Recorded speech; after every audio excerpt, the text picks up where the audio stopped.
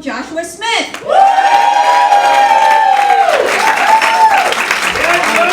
How are we doing tonight? My name's Joshua, and believe it or not, I was an All-American athlete. That's right. In cheerleading. And I'm from Texas, and you know, they say everything is bigger in Texas. Especially the denial, right? And because in Texas, it's either church or football, or church at football, or football at church, and whatever it was, I was bad at it. But before that, I tried cheerleading, and when I was in football, my jersey number was 00. Not 007, more like James Blunt. It should have been their first rainbow flag. Right. And my coach was always like, "Get in there, boy." And I'm over on the sidelines like, "Okay, Team Daddy."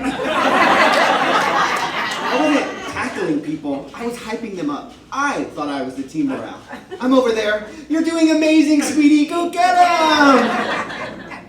And you know, they wouldn't even let me be the water boy. And I said, "All right, this is personal. You're not going to tell me that I don't belong in sports. I'll just join the gay one." So, after they wouldn't even let me join men's figure skating, I was like, "Fuck it, we'll be a cheerleader." So, I got more highlights, quit football, and I joined the cheerleading team. And let me tell you, cheerleading teaches you a lot about structure. Tops, bottoms, and the cock blocks in the middle. I knew my role early. And I was really good. I went to state, I went to nationals, I went all the way. And that's when my mama got religious about it. She goes, "Joshua, I've been praying about this, and God spoke to me, and he said, cheerlead for the Lord." I was like, "Mama, even for God, this sounds a little gay." And I've always dreamed of moving to New York growing up. I think every gay kid in Texas does. It's one of the prerequisites to disappointing our parents. You know, right after musical theater and right before therapy. And my mama would always say, "You know, you could just stay here. It's affordable." And I'd respond, "No, Mama, I want to struggle." So I moved from one of the cheapest cities to one of the worst financial decisions of my life. So I could pay $18 for a vodka soda. Bottom shelf. And it's always served up with the confidence of a power bottom. The gay American dream. And honestly, it keeps me religious. Because every time somebody slides me a $23 espresso martini, I'm like, Jesus fucking Christ. And now I work in higher ed, which means I sit in a lot of meetings where we act like we're planning a major city redevelopment. Well, you know, we really should look at the infrastructure. And I'm like, we're talking about fucking parking. Just say you don't want to walk the extra 20 feet, Greg. You lazy fuck. It's not the Oregon Trail. You'll survive. And I was at a union meeting once, where we had to sign an NDA before we could start talking. And afterwards, our president was like, "Wow, this is the longest we've kept a secret." I looked at her and I went, "Oh, honey." And in my professional life, I feel like I kind of have it all together.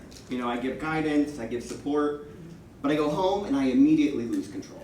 I can manage a staff of 60, but my own thoughts, hostile work environment. People tell me that I'm calm in meetings. It's just my face. Inside, it's utter fucking chaos. I've got 3 exit strategies at all times. Leave, lie, new identity. At this point, I don't sound like I have anxiety. I sound like a Long Island contractor.